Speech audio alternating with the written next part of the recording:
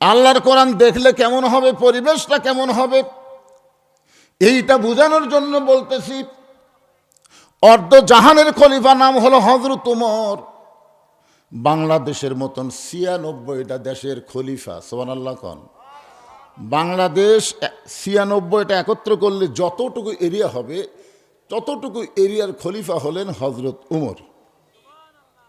আল্লাহর কোরআন দিয়ে রাষ্ট্র চলাই, জোরে কোন সুবহানাল্লাহ। আসলে কোরআনটা দেখতে কেমন? সারা জীবন শুধু শুনলাম আল্লামা সাঈদী হুজুর ৫০ বছর আমাদেরকে কোরআন শোনাইলো। বাংলাদেশের বহু জায়গায় কোরআনের মাহফিল হচ্ছে, আমরা প্রতি রাতে কোরআন শরীফ শুনতেছি। এক এক বক্তার এক এক রকম, জোরে কোন কথা ঠিক কিনা? চাষটলে গল্প হয়, এই বছর এই এলাকার মধ্যে কোন বক্তার ওয়াজ হাঁটলো, চাষটলে কিন্তু গল্প হচ্ছে। তখন বলতেছে এই বছর তো উমুকের ওয়াজই ভালো হচ্ছে। কি ওয়াজ করলো? শুনছি ভাই, বুঝি নাই। শুধু শুনলে হবে না, বোঝা লাগবে। কোরআন মোতাবেক চলতে গেলে আমাদের পরিবেশটা, রাষ্ট্রটা কেমন হটে, এটা বোঝানোর জন্যই বলতেছি, একটু মনোযোগ দেন। ওমর ফারুক ছদ্মবেশে আল্লাহর কোরআন দেখার জন্য মদিনার অলি গলি ঘুরতেছেন। হঠাৎ হযরত ওমর দেখতে পায় বিস্তীর্ণ মরুভূমি। ওই মরুভূমির মধ্যে একজন রাখাল উট আর দুম্বা চড়ায়। হযরত ওমর আল্লাহর কোরআনকে দেখার জন্য রাখালকে সালাম দিলেন, আসসালামু আলাইকুম রাখাল ভাই, আমার পেটে ক্ষুধা লাগছে, আমি উটের এক পেয়ালা দুধ চাই। রাখাল মুসকে মুসকে হাসে। ওমর ফারুক বললেন, রাখাল আমি তোমাকে সালাম দিলাম, উটের এক পেয়ালা দুধ চাইলাম, তুমি সালামের উত্তরও দাও না, উটের দুধ দিবা কেন সেটাও বলো না, তুমি মুসকি মুসকি হাসার কারণ কি? রাখাল বলতেছে, তোমার সালামের উত্তর দিব না, আমি তোমাকে উটের দুধও দিবার পারবো না। ওমর ফারুক বললেন, তাহলে আমার অপরাধ কি? রাখাল বলে, তোমার অপরাধ হলো আগে তোমার পরিচয় দাও। আগে তোমার কি দাও? ওমর ফারুক চিন্তায় পড়ে গেলেন যে আমি অর্ধ জাহানের খলিফা, আল্লাহর কোরআনকে দেখার জন্য ছদ্মবেশ ধারণ করেছি, এখন যদি আমার পরিচয় দেই তাহলে গুমর তো ফাঁস হয়ে যায়। আমি ওমর এটা কেমনে পরিচয় দিব? এমন সময় আল্লাহর কোরআন ওমরের সামনে এসে বলতেছে, ওমর, রাখাল যখন তোমার পরিচয় চাইছে, তুমি আসল পরিচয় দাও। তোমার আসল পরিচয় তুমি ওমর না, তোমার আসল পরিচয় তুমি মাওলানা না, তোমার আসল পরিচয় তুমি এমপি নও, তোমার আসল পরিচয় হলো মিল্লাতা আবিকুম ইব্রাহিম হুয়া সাম্মাকুমুল মুসলিমিন। আল্লাহু আকবার। এই ঠেঙ্গা ঠেঙ্গা এই সামনে যাওয়ার সাথে সাথে আপনারা আনমনা হয়ে গেছেন। আমি কিন্তু এই মুহূর্তে একটা গুরুত্বপূর্ণ কথা বলেছি। আমার আসল পরিচয় আমি বজলুর রশিদ এটা না, আমার আসল পরিচয় আমি একজন বক্তা এটাও না, আমার আসল পরিচয় হলো আমার জাতির পিতা হযরত ইব্রাহিম আমার নাম রেখেছে মুসলমান। তাহলে আমরা যারা এখানে বসে আছি আমাদের পরিচয় কি? যারা বলবেন না তারা মুনাফিক হয়ে যাবেন। জবান খুলে বলা লাগবে, আমাদের পরিচয় কি? আরো জোরে, জোরসে বলুন। আল্লাহ কোরআনে বলেছেন মুসলমান শুধু দাবি করার বিষয় না, মুসলমান মিছিল করার বিষয় না। ওয়ালা তামুতুন্না ইল্লা ওয়া আনতুম মুসলিমুন। মুসলমান না হয়ে তোমরা কেউ মরো না। তাহলে আমরা যারা মুসলমান মুসলমান বলে পরিচয় দিলাম, আমাদের মরা লাগবে কি হয়ে? কথা কয় না। বর্তমান বাংলাদেশে যেই পরিবেশ চলতেছে, এই পরিবেশে আমরা মুনাফিক হয়ে মরতে পারবো, কিন্তু মুসলমান হয়ে মরতে পারবো না। মুসলমান হয়ে মরতে গেলে আল্লাহর কোরআনের সমাজ লাগবে। জোরে কোন কথা ঠিক? একটু মনোযোগ দিয়ে শুনবেন। ওমর ফারুক যেই মাত্র বললেন, রাখাল আমার পরিচয় যখন শুনতে চাও, আমার পরিচয় হলো আমি একজন মুসলমান। রাখাল মুচকি মুচকি হেসে বলে, আসল না নকল? যেই বলছে আসল না নকল, ওমর ফারুক চুম করে বলে, রাখাল মুসলমান তো মুসলমানই, এর মধ্যে আসল নকল কি? এই যারা আপনারা ওয়াজ শুনতেছেন, আপনাদের মধ্যে যদি কেউ মাগরিব এশার নামাজ না পড়ে ওয়াজ শোনে, আপনাদের কি মনে হয় ই আসল মুসলমান? লা সলাত লা দীন, যার নামাজ নাই তার কোনো ধর্মই নেই। লা সালাতা লা ঈমান, যার নামাজ নাই তার কোনো ঈমান নাই। বাইনাল আবদি ওয়াল কুফরি তরকুস সালাত, বান্দা আর কাফেরের মধ্যে পৃথক করার জিনিসটার নামই হলো নামাজ। যারা নামাজ আদায় করলো তারা হলো আল্লাহর বান্দা, আর যারা নামাজ পড়ে নাই এরা হলো কাফের। আমি যেই বলবো বেনামাজি, আপনারা বলবেন কাফের। এ কথা কিন্তু আমার না, কথা হলো রাসূলের। তা আপনারা নবীর কথার সাথে একমত না দ্বিমত? যেই বলবো বেনামাজি, যারা নামাজ পড়েন নাই তারাও বলেন, অসুবিধা নেই। আপনি মাগরিব এসা পড়েননি, ফজর থেকে যদি শুরু করেন নিয়ত করেন আল্লাহ আজকে নামাজের ওয়াজ শোনার পরে ফজর থেকে আমি আর নামাজ ছাড়বো না। আল্লাহ বলে যত নামাজ না পড়ার পাপ আছে নিয়ত করার সাথে সাথে আমি সব মাফ করে দিলাম। আল্লাহ পারে কি পারে না? হকুল্লাহ আর হকুল ইবাদ, বুঝলেন? হকুল্লাহ আল্লাহর হক যদি আমরা কম বেশি করি, আল্লাহর কাছে তওবা করলে আল্লাহ মাফ করে দেয়।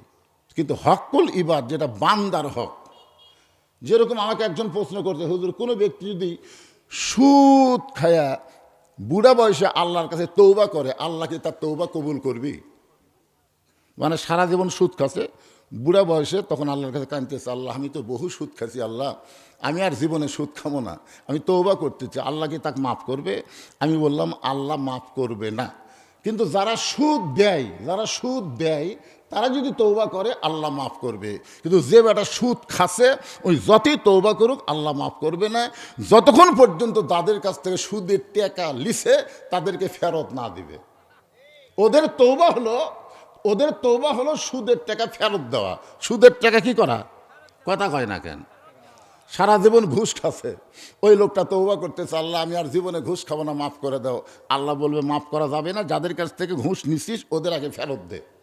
কারণ এটা হলো হকুল ইবাদ, এটা হলো বান্দার হক।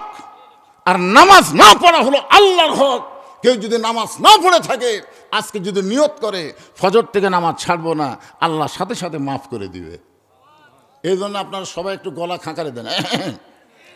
যেই বলবো বেনামাজি আপনার বলবেন কাফের, বেনামাজি। আচ্ছা, এত ওয়াজ করার পরও কাফের শব্দ কেন মুখে আসতেছে না? এই দেখেন, যারা বলবি না মনে করবেন এরাই বেনামাজি। শোনেন, এটা তো মাগরিব আর ইশার কথা বললাম। আল্লাহ রাসূল বলেছেন মান তারাকা সালাতু মুতাম্মিদান ফাকাত কাফারা। এক ওয়াক্ত যারা নামাজ বাদ দিল এরা আল্লাহর সঙ্গেই কুফরি করলো। এটা কি আমার কথা? যে তাহলে আপনারা নবীর কথার সাথে আল্লাহর কথার সাথে একমত হচ্ছেন না কেন? বেনামাজি এলা মেনা শব্দ দিলে নামাজি হবে? বেনামাজি আরো জোরসে বলুন। ওমর ফারুক বলে রাখাল মুসলমান তো মুসলমান, এর মধ্যে আসল নকল কি? রাখাল বলতেছে আসল মুসলমান যারা হবে তারা চাওয়ার ব্যাপারে সতর্ক থাকবে। আসল মুসলমান দরকার হলে ফাঁসির মঞ্চে যাবে, কিন্তু রাষ্ট্রপতির কাছে বাঁচার দরখাস্ত লিখবে না। এরকম কিছু আসল মুসলমান আমাদের বাংলাদেশেই কিন্তু আমরা দেখছি। জোরে কার কথা ঠিক কিনা? উকিল কিন্তু বলতেছে স্যার আপনি একটা দলের প্রধান, আপনি যদি রাষ্ট্রপতির কাছে বাঁচার দরখাস্ত লেখেন, রাষ্ট্রপতি যদি আপনাকে মাফ করে দেয় আপনার কিন্তু ফাঁসি হচ্ছে না। আসামি মুচকি হাসতেছে। উকিল বলেন তো হাসির কথা বললাম না। আসামি বলতেছে পাগল, তুই যে রাষ্ট্রপতির কাছে আমাকে দরখাস্ত লিখতে বলতেছি, বাংলাদেশ স্বাধীন হওয়ার পরে আমি 3 জন রাষ্ট্রপতিকে ক্ষমতার থাকা অবস্থায় মরা দেখছি। কয়টা? 3টে। একটা হলো শেখ মুজিবুর রহমান, একটা হলো শহীদ প্রেসিডেন্ট জিয়াউর রহমান, একটা হলো জিল্লুর রহমান।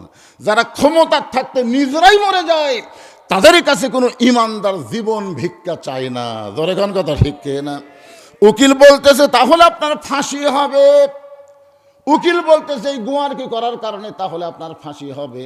আসামি মুচকি হেসে বলতেছে আমার ফাঁসি হবে কিন্তু আমার মৃত্যু হবে না। উকিল কয় পাগল নাকি রে, ফাঁসি হবে তাহলে মৃত্যু হবে না, এটা কেমন কথা?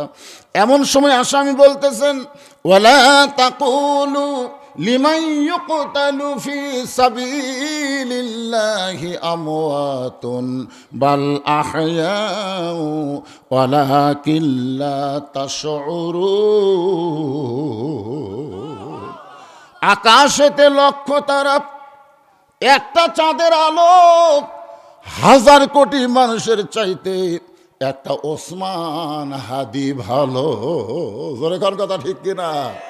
আপনারা বলেন তো, এই যে ওসমান হাদি এই যে জীবন দিল, এই জীবন দেওয়ার পরে কি মরে গেল?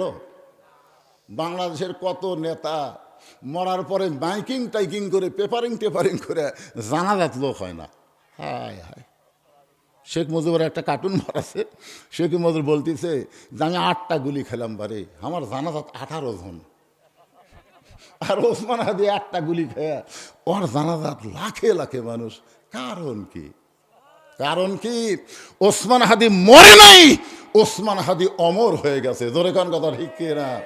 এই 1 সপ্তাহের মধ্যে অনেক ছেলে জন্মগ্রহণ করছে, যাদের অধিকাংশের নাম মায়েরা রেখেছে ওসমান হাদি। ওসমান হাদি বাচ্চার নাম রাখতেছে, মরিছে। আসামি বলতেছে আমার ফাঁসি হবে কিন্তু মৃত্যু হবে না, দরকার হলে জীবন দিবে, কিন্তু আল্লাহ ছাড়া অন্য কারো কাছে তারা চাবে না। কারণ প্রত্যেকটা নামাজে সূরা ফাতিহার মধ্যে স্বীকারোক্তি দিচ্ছে, ইয়া কানা আবুদু ওয়া ইয়া কানাস্তাইন। আমরা গোলামি করি কার? তাহলে আমরা হাত পাতবো কার কাছে? রাখাল বলে, পথিক তুমি সত্যি যদি মুসলমান হও তাহলে তুমি দুধ চাইছো কার কাছে? ওমর ফারুক চমকে উঠছে। চমকে ওঠার কারণ হলো আল্লাহর কোরআন। জোরে কারণ সুবহানাল্লাহ।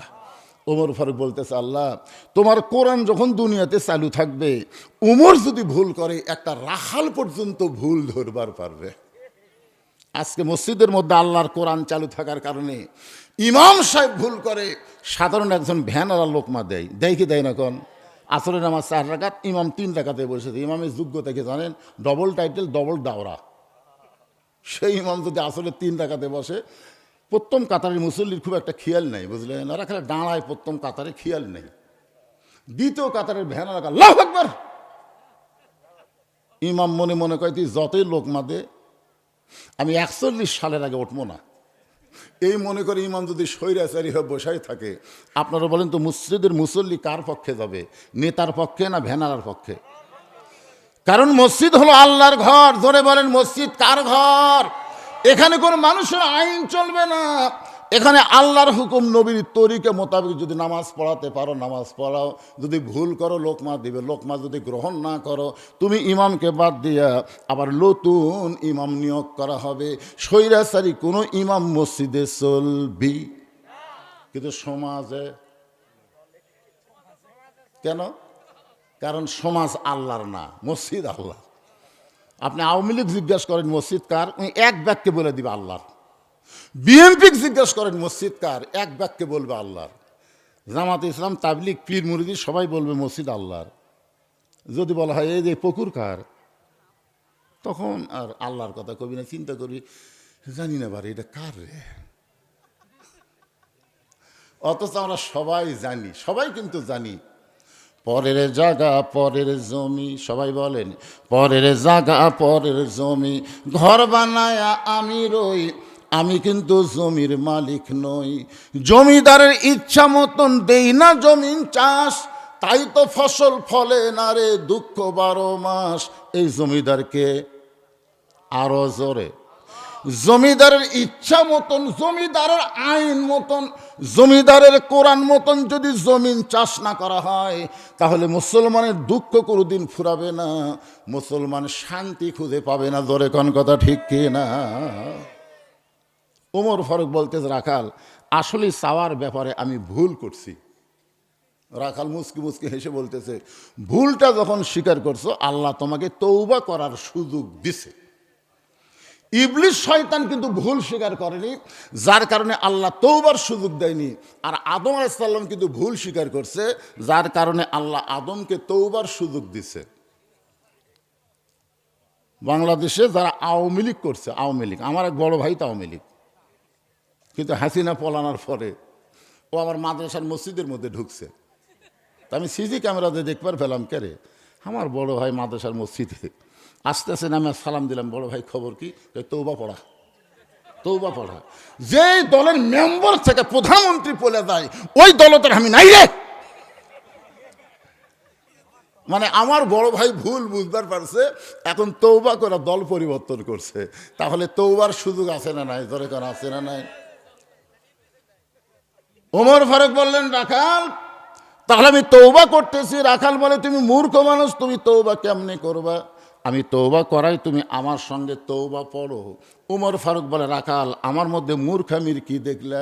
রাখাল বলতেছে, সাওয়ার ব্যাপারে যে সতর্ক হয় না, সে দুনিয়ার সব চাইতে বড় মূর্খ। আমাদের বাংলাদেশে এরকম মূর্খ লোক আছে না নাই?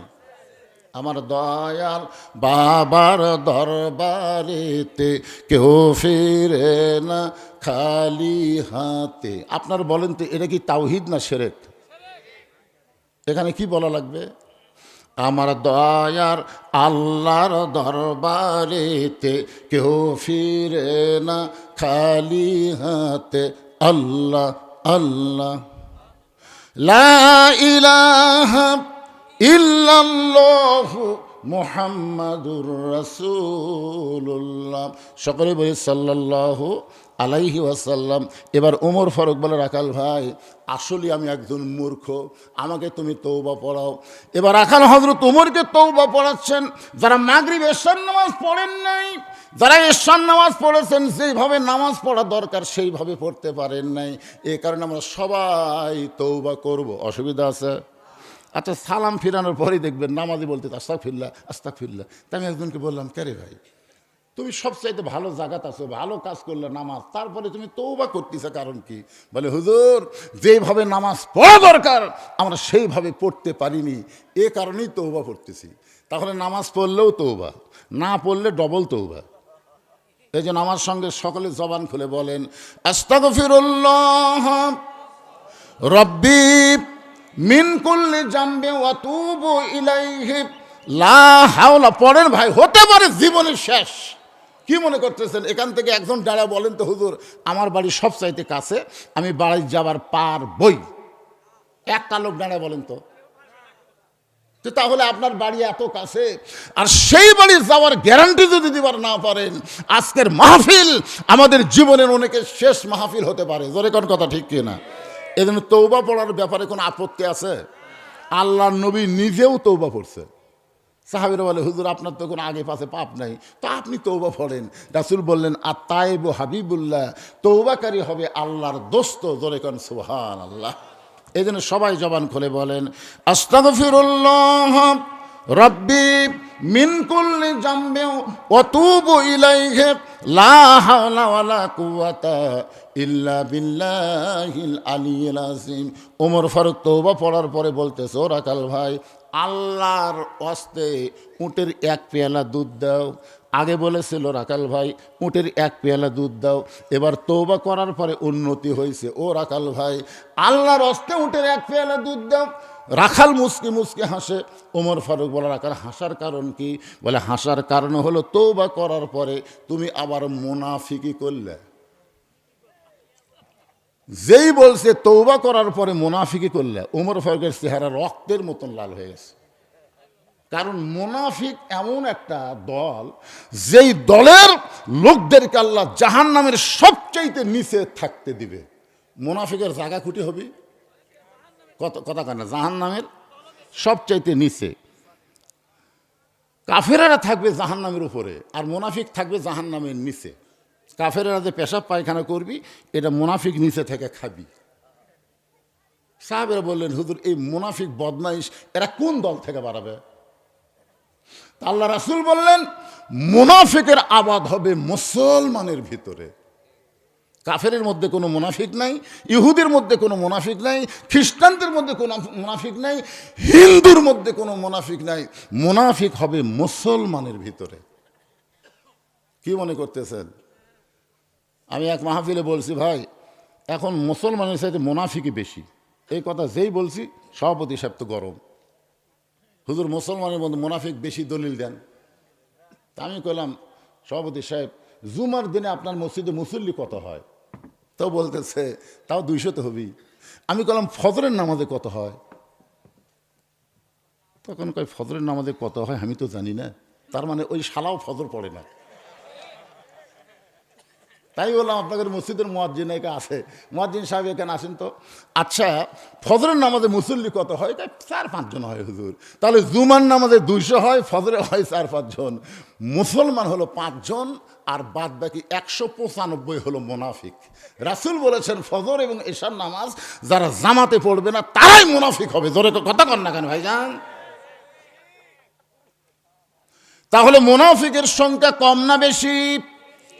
যে রাখাল বলেছে তওবা করার পরে তুমি আবার মুনাফিকি করলা, সঙ্গে সঙ্গে উমরের চেহারা রক্তের মতন লাল হয়ে গেছে। উমর বলে, রে রাখাল, মুনাফিক বলার পিছনে কারণ কি? আমি যে মুনাফিক এটা কেমনে বললা? ওমর ফারুক রাখাল বলতেছেন, লিমা তাকুলু মালা তাফআলুন, তোমার কথার সাথে অন্তরের মিল নাই। তোমার কথার সাথে অন্তরের কি নাই?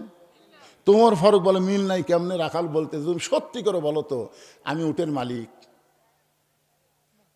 আমি যদি উটের মালিক হইতাম তুমি আমাকে রাখাল বললা কেন? আর যখনই তুমি আমাকে রাখাল বলছো তখন তোমার মন বলতেছে আমি উটের মালিক না। আর আল্লাহর হস্তে রাখালের কাছে চাইলেও রাখাল দিবার পারবে, যার প্রমাণ আমি নিজে বহুদিন আপনাদের বলছি। আপনার বাইকলা মাহফিল থেকে কেবল নামছি, ইতিমধ্যে এক লোক এসে হাতে চকচকে 100 টাকা দিয়ে কয়, হুজুর দোয়া করেন। তো টাকা থেকে লোভ হলো, পকেটে থেকে বললাম, কিসের দোয়া? বলে, হ্যাঁ, বইয়ের পেটে সন্তান আছে, আপনি দোয়া করবেন আল্লাহ যেন পুত্র দেয়। তখন আমি পকেট থেকে 200 টাকা বের করে দিলাম। বলে, হুজুর আমি তো টাকা চাইনি, দোয়া চাইছি। আমি বললাম, পাগলা তুই জানিস না আমি 3 মেয়ের বাপ, আমি নিজেই 3 মেয়ের বাপ রে। আমার দোয়া দিয়ে যদি পুত্র হতো তা আল্লাহ আমাকে একটা আগে দিত। তা আমার দোয়া দিয়ে যদি আমার বইয়ের পেটে পুত্র না হয়, তোর বইয়ের পেটে হবে? তখন কয়, হুজুর তাহলে আপনি টাকা আপনি নেন, আমারটা আমাকে দেন। ওরে যে 100 টাকা দিছি মারতেছে দৌড়ানো, কোথায় যাবি? বলে, ওই হুজুরের কাছে যাব যার বেটা ছাওয়াল আছে। আমি বললাম, কোনো হুজুরের কাছে না, কোনো পীরের কাছে না, কোনো মাজারে না, পাবার যদি চাও মালিকের কাছে চাও। জোরে বলেন, মালিককে। আরো জোরে। রাখাল বলে, পথিক আল্লাহর হস্তে উঠার 1 পেয়ালা দুধ চাও। তাহলে এখান থেকে মালিকের বাড়ি হলো 10 মাইল দূরে। ওই মালিকের দরজাত গিয়ে বলে, মালিক তোমার রাখাল উট আর দুম্বা চড়াই, তুমি যদি মালিক হুকুম দাও তাহলে রাখাল আল্লাহর হস্তে উটের 1 পেয়ালা দুধ দিবে। ওমর ফারুক বলে, রাখাল ভাই অত দূর কষ্ট করে মালিকের বাড়ি যাওয়ার দরকার নাই, বরং তোমাকে 2টা টাকা দিলাম, এই 2টা টাকার বিনিময়ে তুমি উটের 1 পেয়ালা দুধ দাও। রাখাল চিল্লায় বলে, পথিক তুমি কি হযরত ওমরকে চেনো? রাখাল হযরত ওমরকে বলতে যে, পথিক তুমি কি হযরত ওমরকে চেনো? ওমর আল্লাহর আইন দিয়া, কোরআন দিয়া রাষ্ট্র চালায়। ওমরের গুপ্ত বাহিনী যদি দূর থেকে দেখবার পাই তুমি আমাকে 2 টাকা ঘুষ দিছ, আর মালিক বাদ দা তোমাকে উটের 1 পেয়ালা দুধ দিলাম, তাহলে তোমাকেও ধরবে আমাকেও ধরবে। এই বুড়া বয়সে কি তুমি ধরা পড়বার চাও? ওমর ফারুক বলে, রাখাল ভাই তাহলে চলো পাহাড়ের গুহার মধ্যে যাই, ওই গুহার মধ্যে গিয়ে গোপনে তোমাকে 2টা টাকা দিব, আর তুমি গোপনে উটের 1 পেয়ালা দুধ দিবা। ওমরের গুপ্ত বাহিনীও দেখতে পারবে না, তোমার মালিকও জানতে পারবে না। রাখাল চিল্লায় বলে, তুমি ভণ্ড, তুমি ভণ্ড, তুমি ভণ্ড। ওমর ফারুক বলে, রাখাল আমার মধ্যে ভণ্ডামির কি দেখলা? রাখাল বলে, পথিক ওমরের গুপ্ত বাহিনী যেখানে দেখতে পায় না, আমার মালিক যেখানে জানতে পারে না, সেখানে রাখালের আল্লাহ সব কিছু দেখতে পায়। লিল্লাহে তাকবীর। সঙ্গে সঙ্গে ওমর ফারুক মারছে দৌড়। এক দৌড়ে গিয়ে পাহাড়ের পাদদেশে যায় নামাজ বিছায় 2 রাকাত সালাত শুকুর নামাজ আদায় করে বলতেছে, আল্লাহ তোমার কোরআন এত সুন্দর, তোমার কোরআন যখন দুনিয়াতে চালু থাকবে তখন কেউ না দেখলেও আল্লাহ দেখবে, এই বিশ্বাস মুসলমানের অন্তরে থাকবে। কেউ না দেখলেও কে দেখে? ওমর ফারুক বলতেছে, আল্লাহ আমি এতক্ষণ পর্যন্ত তোমার রাখালকে দেখি নাই, আমি তোমার রাখালের ভিতরে বাস্তব তোমার কোরআনকে আমি দেখতে পাই। ওমর ফারুক যখন আল্লাহর কাছে হাত তুলে কাঁদতেছে, রাখাল পিছনে এসে বলতেছে, যতই কান্দ যতই কান্দ উটের দুধ দেওয়া যাবে না। ওমর ফারুক বলে, রাখাল ভাই উটের দুধের কোনো দরকার নাই, বরং তোমার কাছে আমি জানতে চাচ্ছি, তুমি না দেখা আল্লাহকে কলিজার মধ্যে জায়গা দিয়ে তুমি যে আল্লাহর কোরআন অনুযায়ী চলতেছো, এর বিনিময়ে তোমার চাহিদা কি? 50 বছর কোরআনের হক তাফসির করে 13 বছর অন্যায়ভাবে জেলখানায় বন্দি করে রাখলো। তারপরে জেলখানা থেকে হাসপাতাল নিয়ে গিয়ে আল্লামা সাঈদী কোরআনের পাখিকে হত্যা করলো। বলেন তো হুজুরের চাহিদা কি? একটা চাহিদা নাই? যেরকম আছে না নাই? হ্যাঁ, এই যে আপনারা আরামের বাড়ি, আরামের ঘর, ল্যাপটপের মহব্বত বাদ দিয়ে খেরের উপর বসে বসে আলোচনা শুনতেছেন, আপনাদের চাহিদা কি? যারা আরামে ঘুম পাড়তেছে ওরাও তো মানুষ, আপনারাও তো মানুষ, কিন্তু আপনারা এখানে এসে কেন বসে থাকলেন? ওরা কেন আরাম করতেছে? আপনাকে চাহিদা কি? কে রে হুজুর, এরা কি করবি রে? বারে হুজুরা কি রে? দেখছেন ওটি দুইজন বলছে, ওটি ওরা আবার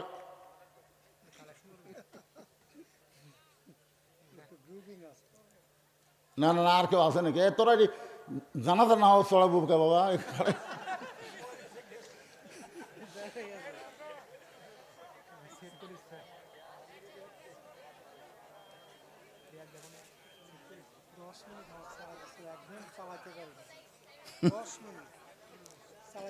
সবাই একটু আল্লাহর জিকির করেন, লা ইলাহা ইল্লাল্লাহ, লা ইলাহা ইল্লাল্লাহ, লা ইলাহা ইল্লাল্লাহু মুহাম্মাদুর রাসূলুল্লাহ সাল্লাল্লাহু আলাইহি ওয়াসাল্লাম।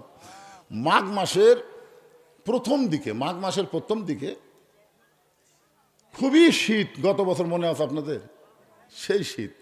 তা আমি আর মাদ্রাসার আঙ্গিনাত চেয়ারিলে বসে আছি, রোদ পোয়াচ্ছি। ইতিমধ্যে পড়তে পড়তে একটা বাচ্চা বের হয়ে আসলো। তা আমি ওকে জিজ্ঞেস করলাম, কে রে, সবাই পড়তেছে ধুকে ধুকে, তুই বাড়ালি কেন? তখন আমাকে বলতেছে,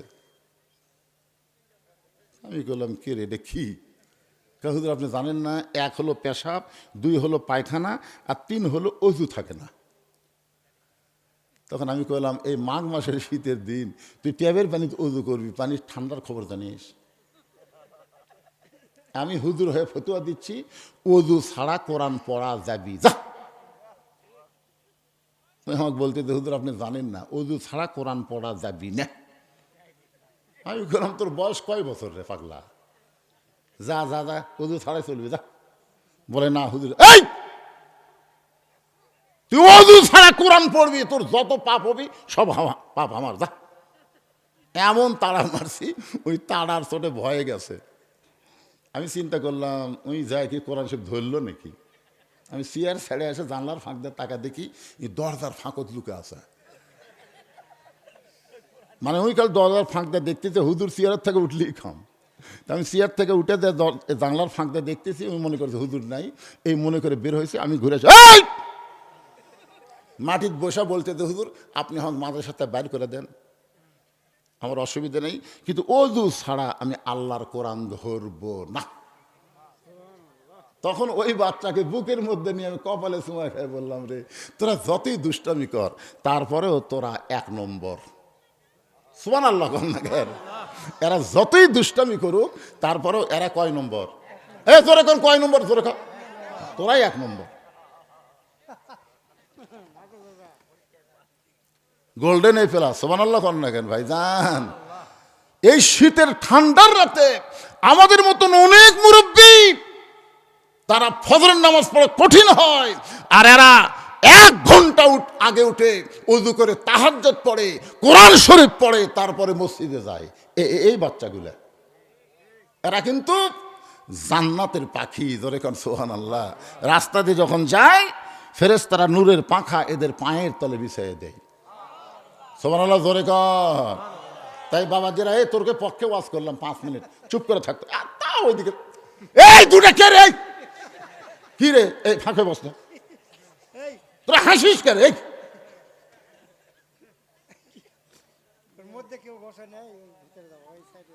এমনি তো আজকে মানুষ কম।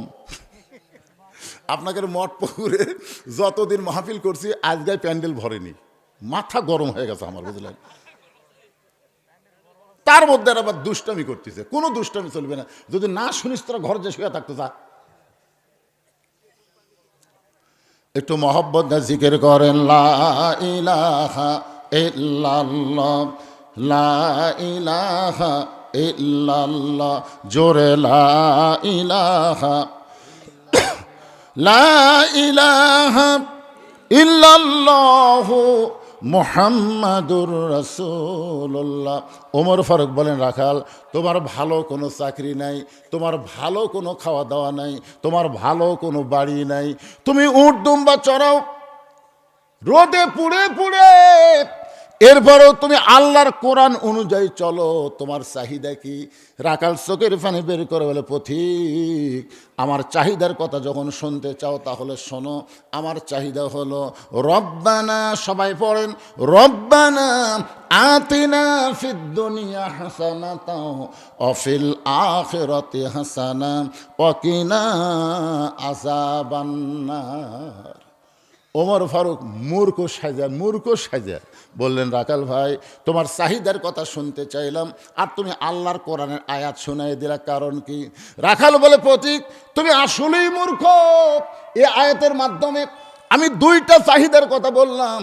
একটা চাহিদা হলো আতিনা ফিদ দুনিয়া হাসানা, আর একটা চাহিদা হলো অফিল আখিরাতি হাসানা। পথিক রে, এই রাখালের দুনিয়ার চাহিদা হলো মহামানব হযরত ওমরকে এক নজর দেখা। যে ওমর আল্লাহর কোরআন দিয়ে রাষ্ট্র চালায়, সেই হযরত ওমরকে যদি একটা বার দেখতে পাইতাম তাহলে দুনিয়ার চাহিদা আল্লাহ পুরা করত। এখান থেকে বোঝা গেল ভালো নেতা দেখার চাহিদা মুসলমানের থাকা দরকার আছে না নাই?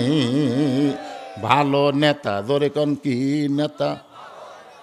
আপনার আগামী নির্বাচনে কি নেতা দেখবেন? আরো জোরে কোন। আল্লাহর আইন চাই সৎ লোকের। এ কথা জোরে কোন না কেন রে? এখান থেকে বাড়ি যাওয়ার গ্যারান্টি নাই, আর একটা হক স্লোগান দিলেন না, তাহলে আপনি কি হলেন? সবাই দেন, গ্যারান্টি নাই তো। আমরা বাঁচে আছি এটাই যথেষ্ট, মরার খবর তো নাই, আছে?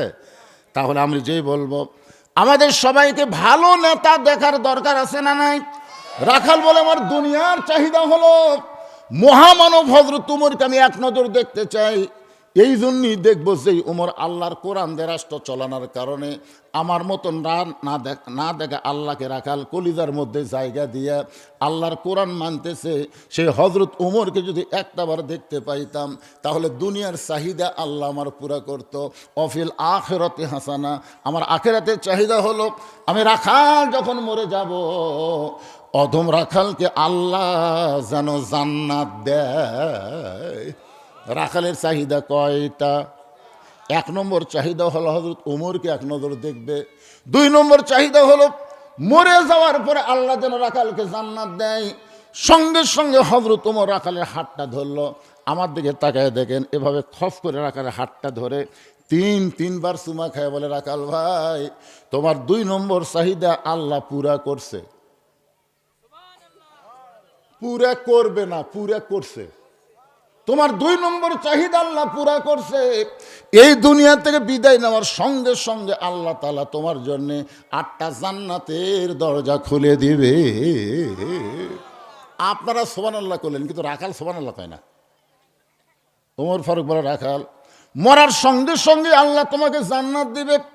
রাখাল সুবহানাল্লাহ কয় না। ওমর ফারুক বলে, রাখাল, এই দুনিয়া ছাড়ার সঙ্গে সঙ্গে আল্লাহ তোমাকে জান্নাত দিবে। রাখাল সুবহানাল্লাহ কয় না। ওমর ফারুক বললেন, ও আমার কথা তোমার পছন্দ হচ্ছে না? তাহলে আল্লাহ বলেছেন, ইন্নাল্লাযীনা ক্বালু রাব্বুনাল্লাহু সুম্মা ইসতাকামু তাতানাজ্জালু আলাইহিমুল মালাইকা আল্লা তাখাফু ওয়া লা তাহজানু ওয়া আবশিরু বিল জান্নাহ। এরপরেও রাখাল সুবহানাল্লাহ কয় না। ওমর ফারুক বলে, কে রে রাখাল, এই আমার কথা কি তোর বিশ্বাস হয় না? মরার সঙ্গে সঙ্গে আল্লাহ তোরে জান্নাত দিবে, তুই সুবহানাল্লাহ কইস না কেন? রাখাল মুচকি হেসে বলতেছে, ভাইজান, মরার পরে জান্নাতের কথা ভালোই বলতেছো, কিন্তু বেঁচে থাকতে হযরত উমরকে দেখা যাবে, সেই কথা বলতে তোমার কোন জায়গাত বাজে? টাকা দিল 10, বেহেশত ফসাফস, এই বাকি ওয়াজ সব বক্তাই করে পারে না। দুশো একটা বক্তা আছে মিলেনি, খালি মিলে দেয়। টাকা দিল 20, বেস্ত দিয়ে 10, টাকা দিল 10, বেস্ত ফসা ফস, মানে মিলে দেয়। মরার পরে জান্নাত, এই বাকিও সবাই করতে পারে, কিন্তু হযরত ওমরকে এক নজর দেখতে পাবো, এই নগদ কথা বলতে তোমার কোন জায়গায় বাজে। ওমর ফারুক চিন্তায় পড়ে গেলেন, যে রাখাল আমাকে তৌবা পড়াইছে, যে রাখাল আমাকে মুনাফিক কইছে, যেই রাখাল আমাকে ভণ্ড কইছে, এখন যদি বলি আমি ওমর, বলাও সারা, রাখাল হার্ট ফেল করে মরাও সারা। ওমর যে রাস্তা দিয়া যায়, ওই রাস্তা দিয়া শয়তান কয়দিন যায় না? তাহলে ওমর ফারুকের এখন যদি বলে ভাই রাখাল, তুমি যারে মুনাফিক কইছো, তওবা পড়াইছো, যাকে তুমি কি করছো, ভণ্ড কইছো, আমি হইলাম সেই ওমর, বলাও সারা, রাখাল হার্ট ফেল করে মরাও সারা। ওমর ফারুক চিন্তায় পড়ে গেলেন, আমি যে ওমর, এইটা রাখালকে কেমনে বলবো? এমন সময় আল্লাহর কোরআন বলতেছেন, উদউ ইলা সাবিলি রাব্বিকা বিল হিকমাহ। ওমর, তুমি তো ওমর যে ডাইরেক্ট বলবার না পারো, তাহলে হিকমত অবলম্বন করো। ওমর ফারুক বললেন, রাখাল সত্যিই যদি তুমি ওমরকে দেখতে চাও, তাহলে ফজরের নামাজ তোমাকে সামনে কাতারে আদায় করা লাগবে। ফজর যদি সামনে কাতারে আদায় করতে পারো, মেহরাবের মধ্যে যেই মানুষটাকে দেখতেছো ইমামতি করতে, ওই মানুষটি হলেন হযরত ওমর। ধরে কোন সুবহানাল্লাহ। এখানে কি বুঝলেন? আল্লাহর কোরআন দিয়ে যখন রাষ্ট্র চলবে, তখন নেতারা খালি এমপি হলে হবে না, দুই উপজেলার মধ্যে বড় মসজিদের ইমামতি করার যোগ্যতা থাকা লাগবে। ধরে কোন কথা ঠিক না? এখন ইমামতি করবার গেলে তো ফতুয়া আছে। আমাকে একজন বলতে, যে হুজুর, ইমামের দাড়ি যদি এক মুষ্টির নিচে হয়, তার পাশে নামাজ হবে?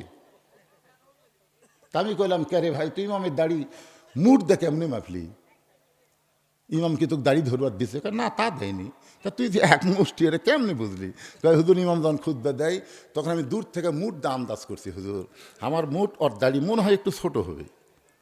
চিন্তা করছেন, ইমামের দাড়ি মানুষ মুঠ দিয়ে মাপে, আর সেই বাংলাদেশে দাড়ি মোছ কিছুই নাই, তাকে যদি কেউ জাতীয় ইমাম কয়, এটা কি বাংলার মুসলমান মানবি? কথা কন না কেন, এটা কি মানবি?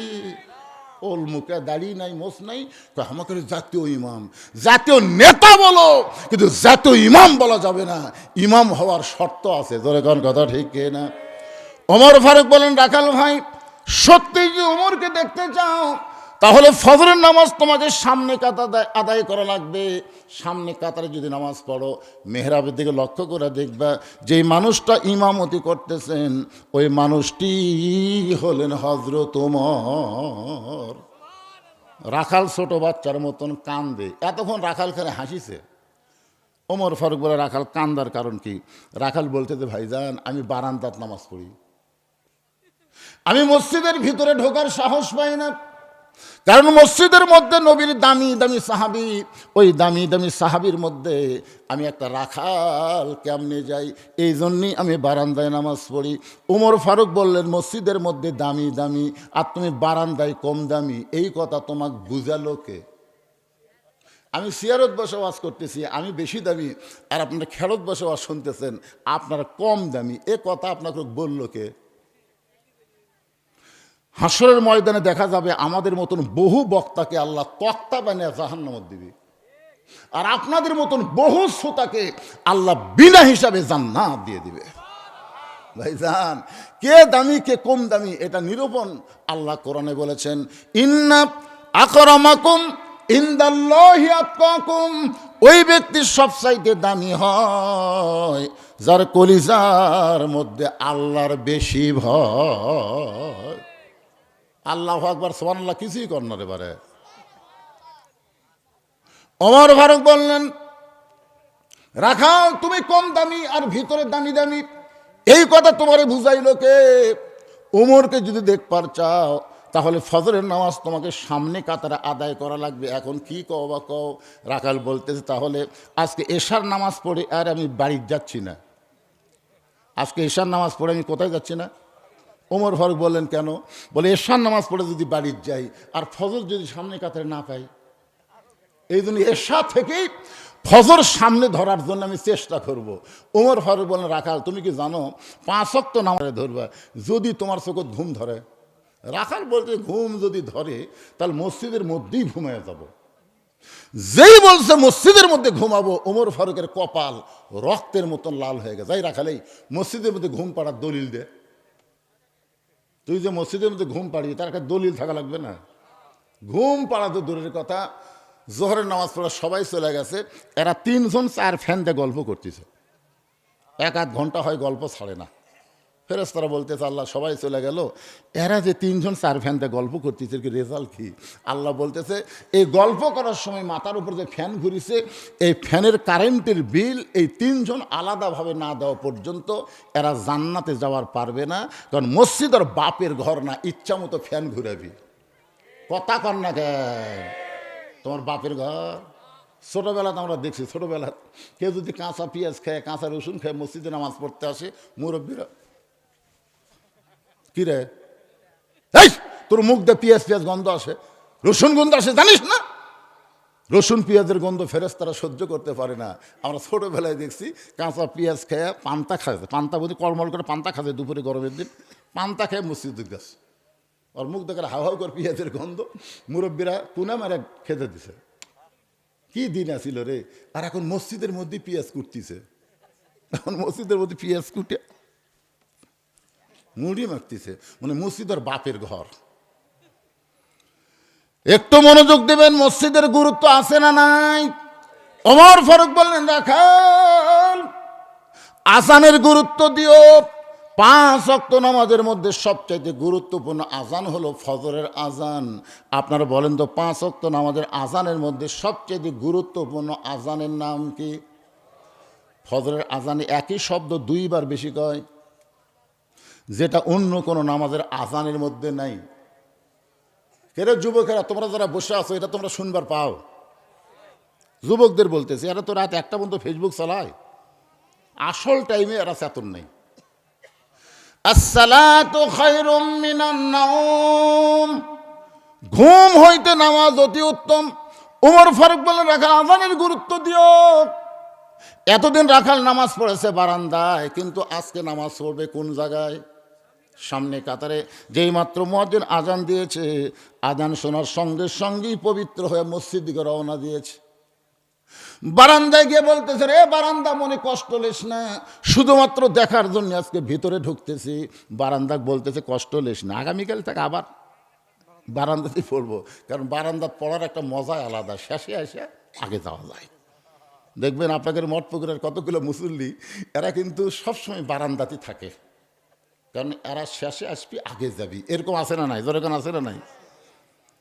রাখার আজকে মসজিদের মধ্যে ঢুকতেছে, আল্লাহর ঘর মসজিদের মধ্যে ঢুকতে গেলে ডান পায়ে ঢোকা লাগবে। জোরে বলেন কোন পা? শুধু ডান পায়ে ঢুকলে হবে না, জবান খুলে একটা দোয়াও পড়া লাগবে। সবাই পড়েন আল্লাহুম্মা আফতাহ আলী আবওয়াবা রহমাতিক, এই দোয়াটা পড়ে রাখাল ডান পায়ে মসজিদের মধ্যে যেই মাত্র ঢুকে সামনে কাতারে যাওয়ার চায়, প্রত্যেকটা সাহাবী নড়ে সরে রাখালকে যাওয়ার রাস্তা করে দেয়। রাখাল মনে মনে কয় আল্লাহ, এতদিন বারান্দার থেকে ভাবলাম কি, আজকে ভিতরে এসে দেখতেছি কি। এতদিন বারান থাকতে মনে করলাম এরা দামি দামি সাহাবি, আজকে ভিতরে ঢুকে দেখতেছি এরাও জাহামুতাই। আমি সামনে যাওয়ার চাইলে কেউ নিষেধ করে না, বরং লড়ে সরে আমাকে যাওয়ার রাস্তা করে দেয়। এটা কিন্তু ভিতরে না ঢুকলে বোঝা যাবে না। এসপি সাহেব সামনে কাতারে দাঁড়ায় দেখে একটা মুসল্লি লাগবে, হচ্ছে না, একটা মুসল্লি নাই। কাতার পুরা করতে কয়জন লাগবে? একজন। এসপি তাকায় দেখে মসজিদের দরজা চৌকিদার খাড়া হয়ে আসছে। এসপি ডাকতেছে আয় আয়। চৌকিদার বলে না স্যার, আপনি এসপি, আমি চৌকিদার।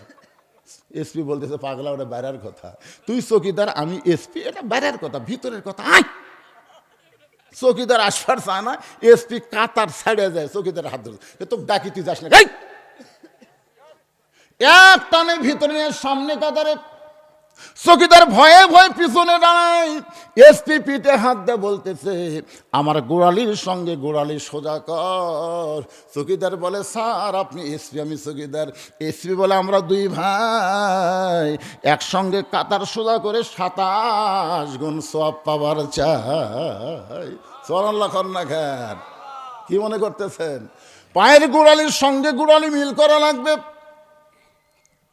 এখন চৌকিদার মনে মনে বলতেছে আল্লাহ, ভিতরে এত শান্তি, এটা বাইরে থেকে বোঝা যায় না। মসজিদের ভিতরে যখনই ঢুকবেন, আওয়ামী লীগ, বিএনপি, জাতীয় পার্টি সবাই 3 জন মিলে কাতার সোজা করতেছে। ধরে কারণ কয়জন? আওয়ামী লীগ, বিএনপি, জাতীয় পার্টি পায়ের গোড়ালির সঙ্গে গোড়ালি মিল করে কাতার সোজা করছে, কিন্তু হুজুর নেই। কে রে, আমরা তো কাতার সোজা করল রে, সামনে কে যাবি? তখন আওয়ামী লীগ তাকে দেখে বারান্দার জামাত ইসলামের এক হুজুর খাড়া হয়ে আসছে। তখন আওয়ামী লীগ বলতেছে, আয় ভাই, হ্যাঁ, বলতেছে আমি যুদ্ধাপরাধী। করছে পাগলা, ওটা বাইরের কথা, ভিতরের কথা আমরা সবাই এক। তো সেই ভিতরে গেছে, বিএমপি ঠেলা দেয় সামনে দিতে, সামনে যাওয়ার পারিস না। এবার জামাত ইসলাম সামনে দেয়, করছে ভাই কি কর্ম, তুই আমাকে নেতা রে, তুই সামনে দাঁড়া, আমরা ইমামতি ইক্তেদা করব, তুই আমাকে নেতা। কারণ মসজিদ আল্লাহর ঘর, এখানে কোনো দলাদলি চলবে না, সবাই মিলে আমরা এক কাতার করতে চাই। জোরে বলেন কথা ঠিক কিনা? এটা ভিতরে না গেলে বোঝার উপায় নাই। রাখাল এতদিন বারান্দায় নামাজ পড়েছে, আজকে নামাজ পড়বে সামনে কাতারে, একেবারে সামনে কাতারে, মেহরাব বরাবর সামনে কাতারে। ফজরের 2 রাকাত সুন্নত নামাজ আদায় করেছে। সর্বসাকুল্যে 12 রাকাত সুন্নত পড়া লাগবে। জোরে বলেন কয় রাকাত? ফরজ হলো 17, সুন্নত হলো 12। আপনারা 5 ওয়াক্ত নামাজে কম পক্ষে 12 রাকাত সুন্নত পড়াই লাগবে। আপনারা জানেন সবচাইতে বেশি সুন্নত হলো জোহরের নামাজে, আগে 4 পরে 2, তারপরে মাগরিবের নামাজের পরে হলো 2 রাকাত, এশার নামাজের পরে হলো 2 রাকাত, আর ফজরের নামাজের আগে হলো 2 রাকাত। রাসূল বলেছেন ফজরের আগে যে 2 রাকাত সুন্নত, এতই দাম আসমান জমিন বিক্রি করে দিলেও হবে না। ধরে কারণ সুবহানাল্লাহ। রাখাল ফজরের 2 রাকাত সুন্নত নামাজ আদায় করে বসে আছেন, মনের মধ্যে কত আশা, আজকের জীবনের শেষ দেখা দেখব, প্রথম দেখা দেখব, সারা জীবন যাকে দেখার জন্যে বড় আশা করে আছে, আজকে দেখব প্রাণ ভরে, এই মনে করে রাখাল বসে আছেন। এমন সময় একজন সাহাবী মসজিদের মধ্যে ঢুইকা দেখে জায়গা দখল। যে সাহাবী মসজিদের মধ্যে ঢুইকা দেখে জায়গা দখল, ওই সাহাবীর নাম হলো ওসমান গনি। জোরে বলেন নাম কি? আপনারা বলেন তো, ফতুয়ার কিতাবে আছে শুধুমাত্র ইমামের জায়গা ছাড়া অন্য কোনো জায়গা কারো জন্য নির্দিষ্ট নাই, শুধু ইমামের জায়গা। কিন্তু ওসমান গনি কেন বলতেছে আমার জায়গাতে এটা কে বসে আছে রে? এইটা বলার পেছনে কারণ হলো আল্লাহর নবী বলেছেন, আমি যখন ইমামতি করব, আমি বরাবর পিছনে যিনি দাঁড়াবে তার নাম হলো আবু বকর। আবু বকর যখন ইমামতি করবে, আবু বকর বরাবর যিনি পিছনে দাঁড়াবে তার নাম হলো ওমর। ওমর যখন ইমামতি করবে, ওমর বরাবর পিছনে যিনি দাঁড়াবে তার নাম হলো ওসমান। ওসমান যখন ইমামতি করবে, ওসমান বরাবর পিছনে যিনি দাঁড়াবে তার নাম হলো আলী। আবার আলী যখন ইমামতি করবে, আলী বরাবর পিছনে। এই পিছনে উল্লেখ করার পরে নবী কারোর নাম বলেন না। সাহাবীরা বলে, ইয়া রাসূলুল্লাহ, হযরত আলী যখন ইমামতি করবে, আলী বরাবর পিছনে কে দাঁড়াবে? সঙ্গে সঙ্গে নবী চোখের মধ্যে পানি নিয়ে বললেন, মা ইয়ান্তিকু আনিল হাওয়া ইন হুয়া ইল্লা ওয়াহয়ুন ইউহা। আমি রাসূল বলতে পারি না যতক্ষণ আল্লাহ না বলায়। ওই আলী পর্যন্তই হলো খোলাফায়ে রাশেদিন। তাহলে হযরত ওমর যখন ইমামতি করবে, ওমর বরাবর পিছনে যিনি দাঁড়াবে তার নাম কি? এতক্ষণ কি শুনলেন? ওমর যখন ইমামতি করবে, ওমর বরাবর পিছনে যিনি দাঁড়াবে তার নাম কি? কিন্তু আসিয়া দেখে জায়গা দখল করে একজন বসে আছে। আল্লাহ রাসূল বলেছেন, আল হায়াউন ওসমান, আমার সমস্ত সাহাবীর মধ্যে সবচাইতে শরম বেশি যার, তার নাম হলো ওসমান। শরম যার বেশি, সে কিন্তু নরমও বেশি। ধরে কারণ ঠিক কিনা? চিন্তা করতেছে, বসেই যখন আছে, কাছে এসে দেখে রাখালের পাশে একটা ফাঁকা জায়গা। ওই ফাঁকা জায়গার মধ্যে ওসমান গনি 2 রাকাত সুন্নত নামাজ আদায় করে 3বার রাখালের দিকে তাকাইছে, কারণ কোনো দিন দেখে নাই, আজকেই প্রথম দেখতেছে এই লোকটা কে রে। একবার দেখে মন ভরেনি, আরেকবার দেখেছে, 3য়বার যেই মাত্র তাকাছে, এই মিয়া বারবার আমার দিকে তাকাস কেন মিয়া? কারণ মূর্খ মানুষের দিকে যদি আপনি বারবার তাকান, ওই কিন্তু খেপে যাবি। ধরে কোন কথা ঠিক কিনা? রাখাল কি শিক্ষিত না মূর্খ? বারবার আমার দিকে তাকাস কেন মিয়া? সঙ্গে সঙ্গে ওসমান গনি দাঁড়িয়ে থরথর করে কাঁপতেছে আর বলে, ভাইজান, শুধু আপনাকে দেখার জন্য 3বার তাকাইছি, কোনোদিন আপনাকে দেখি নাই, আজকে প্রথম দেখতেছি। এত গরম হলেন, আপনার পরিচয় কি? বলতেছে, আমার পরিচয় হলো আমি একজন রাখাল। যেই বলেছে আমি একজন রাখাল, ওসমান গনি মুচকি মুচকি হাসতেছে। মুচকি মুচকি হাসার কারণ হলো, রাখাল যারা হবে এদের ভাষা নরম হলে হবে না, রাখালের ভাষা গরম হওয়া লাগবে। সুবহানাল্লাহ খান না কেন? গরম হওয়ার পিছনে কারণ হলো আল্লাহ রাসূল বলেছেন প্রত্যেকটা অভিভাবককে আল্লাহ রাখালের দায়িত্ব দিয়ে দুনিয়াতে প্রেরণ করছে। কি বুঝলেন? প্রত্যেকটা অভিভাবককে আল্লাহ কি দায়িত্ব দিছে? রাখালের দায়িত্ব দিয়ে দুনিয়াতে প্রেরণ করেছে। এখন আপনি চোখ বন্ধ করে চিন্তা করতেছেন, হুজুর আমার তো গরু নাই, আমার ছাগল নাই, আমি কার রাখালি করবো? ওই যে ঘুরতেছে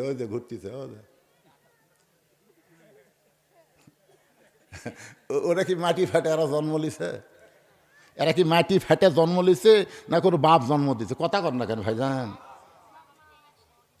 তো রাখালি করেননি তো, যার কারণে তারা ঘুরতেছে। আপনি চোখ বন্ধ করে দেখেন আছে, আমি চোখ বন্ধ করে দেখি 50 বছরের একটা গাভী আছে, 22 বছরের একটা আড়িয়া আছে, 17 বছরের একটা বকনা আছে। গাভী হচ্ছে বউ, আড়িয়া হচ্ছে বেটা, আর বকনা হচ্ছে বেটি। এই তিনটার উপর আপনাদের রাখালি করার দরকার আছে না নাই? দরকার আছে না নাই? আপনি তো এশার নামাজ সামনে কাতারে পড়লেন, আলহামদুলিল্লাহ, কিন্তু বাড়ির তো আপনি যাচ্ছেন আর মনে মনে চিন্তা করতেছেন আমার বউ হয়তো নামাজ পড়ে কোরআন শরীফ পড়তেছে, না তসবিহ টিপতেছে।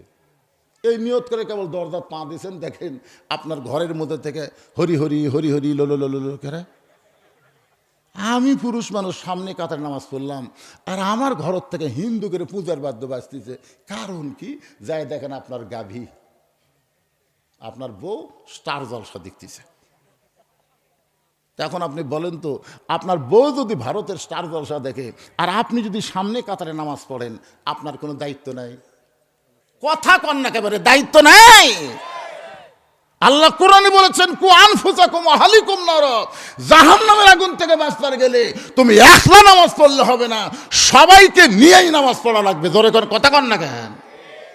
তাহলে আপনার বউ স্টার জলসা দেখতেছে, এই সময় আপনার দায়িত্ব কি?